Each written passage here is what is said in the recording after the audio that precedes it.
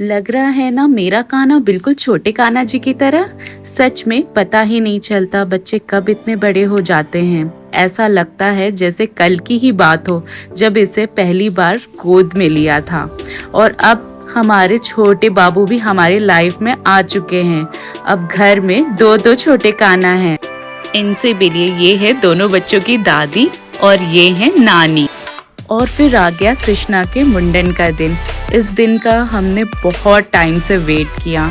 जब कृष्णा 3 साल के होने वाले थे तब ये मुंडन किया गया।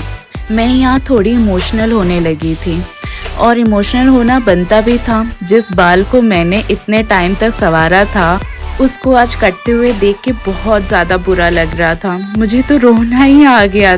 मैं ये वीडियो आपके साथ इसलिए शेयर कर रही हूँ कि जब मैं मुंडन कराने के लिए गई थी तो मुझे पता ही नहीं था कि मुंडन कराने का रीज़न क्या होता है। बस थोड़ा बहुत जो कि सब लोग बताते हैं कि मुंडन कराना ज़रूरी होता है। मुंडन हिंदू ट्रेडिशन में एक इम्पॉर्टेंट चाइल्डहुड रिचुअल माना जाता है और सेंचुरी से इंडियन कल्चर का पार्ट रहा है और हर फैमिली इसे अपने बिलीफ और ट्रेडिशन के अकॉर्डिंग सेलिब्रेट करते हैं। Have a glimpse of this beautiful and emotional moment.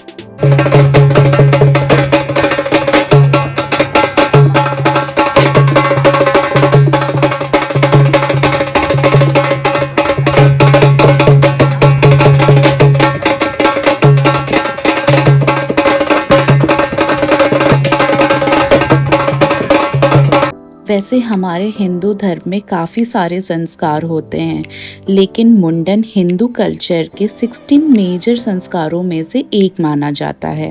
ये रिचुअल एशियन इंडियन ट्रेडिशन और वैदिक प्रैक्टिसेस से भी जुड़ा हुआ है। इसलिए पहले के लोगों का ऐसा मानना है जो बर्थ हेयर होते हैं वो प्रेगनेंसी फेज और प्रीवियस एनर्जी से कनेक्टेड होते हैं और इसीलिए मुंडन को कराने से वो प्यूरिफिकेशन और फ्रेश बिगनिंग का सिंबल बताया गया है। अब हर फैमिली के रिचुअल और बिलीव्स अलग अलग होते हैं और रीजन टू रीजन इसको परफॉर्म करने का तरीका भी अलग होता है। यहाँ पे मेरा सोना बेटा अपने सर पे हाथ लगा के देख रहा था। वैसे इस टाइम पे बहुत से बच्चे रोने लग जाते हैं अपने बाल को देख के, लेकिन कृष्णा तो मेरे गोद में इतने अच्छे से बैठा हुआ था, उसको बिल्कुल भी रोना नहीं आया। वो बहुत ही काम और कंपोज था उस टाइम पे और हम सब लोग उसको देख के ना बहुत ज़्यादा सरप्राइज हो गए थे।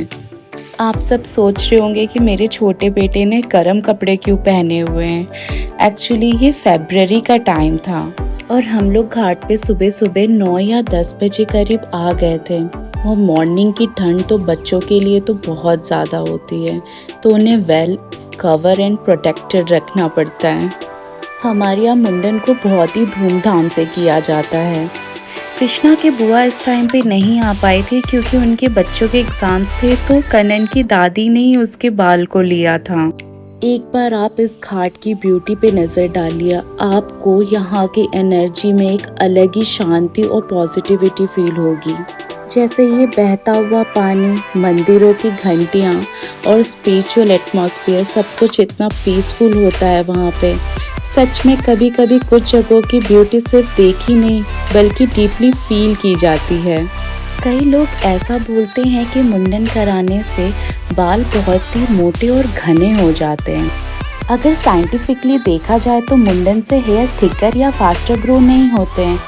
हेयर की ग्रोथ तो मेनली जेनेटिक्स, न्यूट्रिशन और ओवरऑल हेल्थ पे डिपेंड करता है। और यहाँ पे कनन की दादी ना नेक निकाल रही थी क्योंकि कुछ भी अच्छा काम होता है तो हमारे यहाँ तो नेक देना तो ज़रूर बनता है।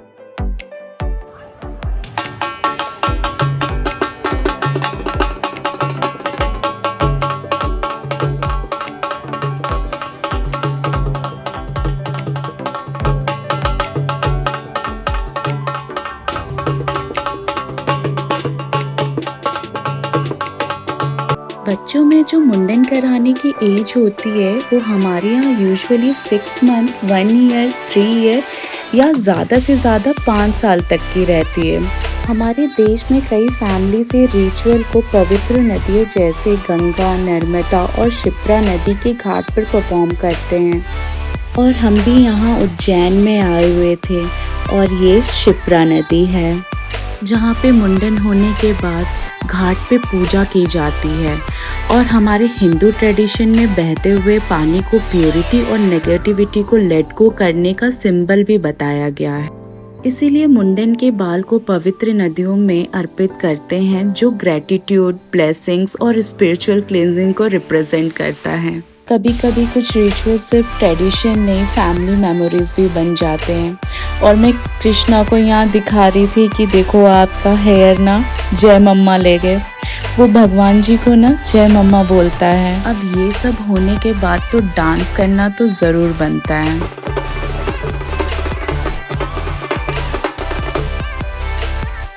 अगर ये वीडियो आपको पसंद आई हो तो please like, share and subscribe my channel. Thank you for watching. Bye bye.